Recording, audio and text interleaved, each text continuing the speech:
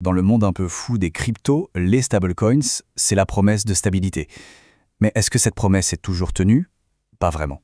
Aujourd'hui, on va s'intéresser à un cas particulier, un acteur qui a misé gros sur la réglementation, l'USDC. La grande question, c'est est-ce que tous les stablecoins se ressemblent? Est-ce qu'ils sont tous créés de la même manière? Alors, juste pour être sûr qu'on parle de la même chose, un stablecoin, c'est quoi?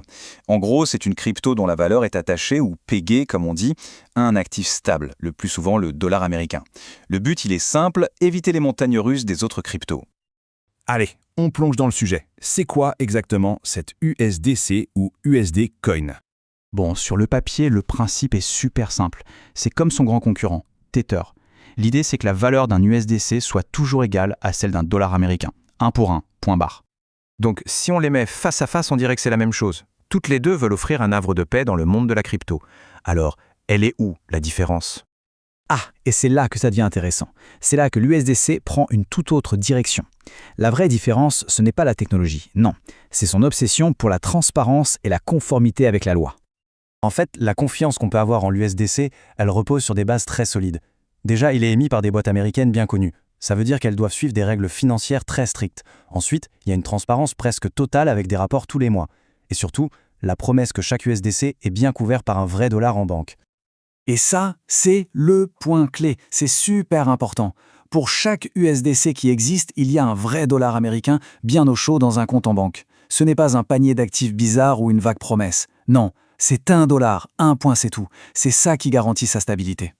Le fait qu'il soit émis par Circle et Coinbase, deux entreprises américaines, ce n'est pas anodin du tout. Ça change tout, en fait. Ça veut dire que l'USDC est en plein dans le viseur de l'un des systèmes réglementaires les plus stricts du monde.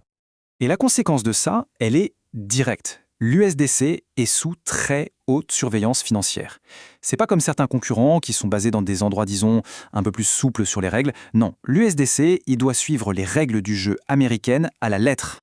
Et ce ne sont pas que des paroles en l'air. Pour le prouver, il y a des rapports. Chaque mois, des cabinets d'audit indépendants publient des attestations qui confirment noir sur blanc que oui, les dollars sont bien là et qu'il y en a assez pour couvrir tous les USDC en circulation. C'est ça, la transparence à l'état pur. Bon, on a vu comment ça marche. Mais du coup, qui s'en sert de cette USDC? Son but, ce n'est pas juste de rester stable. C'est bien plus que ça. C'est d'apporter une chose cruciale, la sécurité juridique. C'est la garantie que tout est fait dans les règles de l'art, dans un cadre légal clair. C'est pour ça qu'on le décrit souvent comme le choix privilégié des institutions. Et il faut se demander pourquoi. Eh bien, pour une grosse entreprise, pour un fonds d'investissement, le risque de se retrouver hors la loi est tout aussi grave, voire plus, que de perdre de l'argent sur le marché. Donc pour résumer, tout ce qu'on vient de dire mène au même point. Si les grosses institutions vont vers l'USDC, c'est parce qu'ils cochent vraiment toutes les cases importantes pour elles.